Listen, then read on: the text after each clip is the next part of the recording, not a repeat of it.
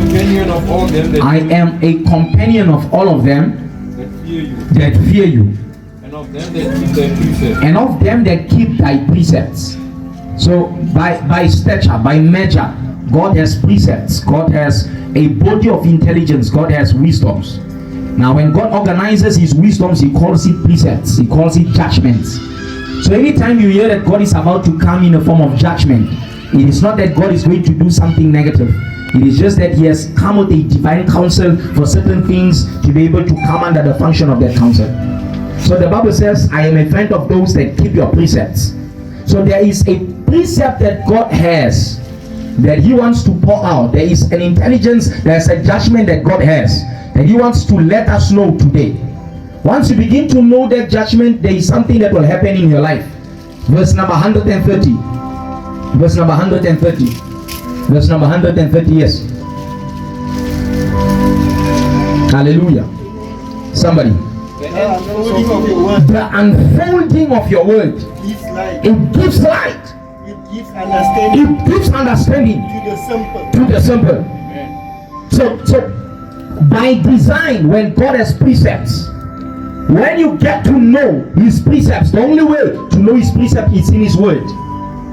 Now the unfolding of the word of God, it brings about light, it brings about understanding, it brings about wisdom, it brings about counsel, it brings about heaven's intelligence.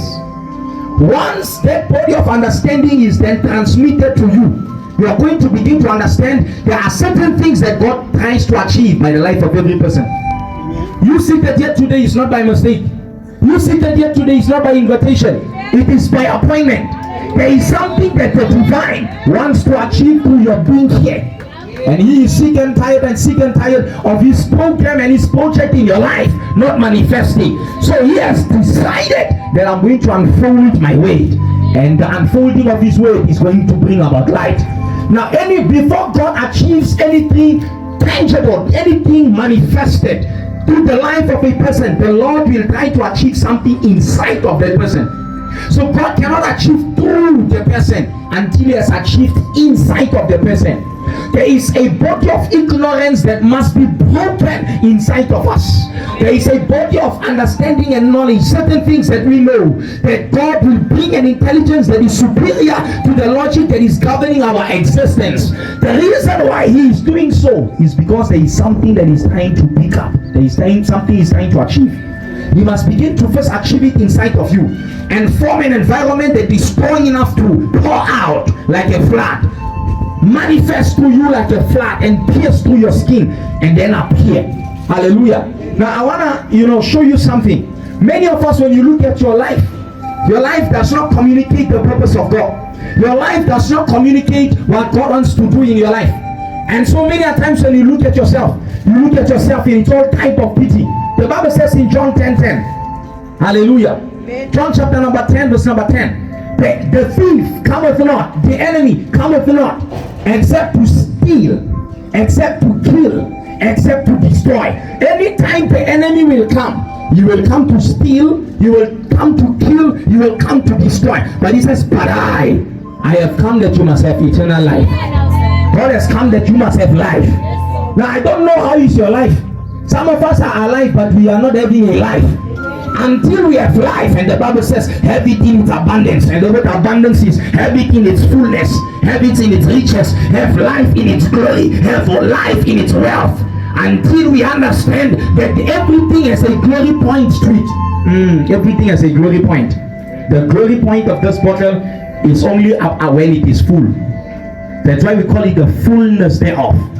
The glory point of a person is only when he has gone out of his youth. Because the Bible says it is good that a young man must carry his yoke.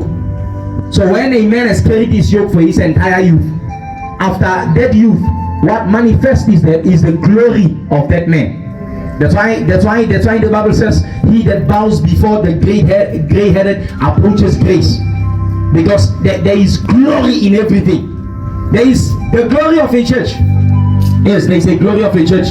It starts, the Bible says, the kingdom of God is like a mustard seed that is planted. But when it grows, it becomes bigger than any other tree. It overpowers every other tree. It becomes bigger than it. in such a way that the different birds of different, breeds, they come there in, they nest, they are domiciled there. So is the kingdom of God. So some of us, we have not yet come into emergence. Here is our glory. Here is the glory of men. The book of Romans chapter number 8, please. The book of Romans chapter number 8. I want us to look at the glory of men. I want us to look at the glory of men. Romans chapter number 8.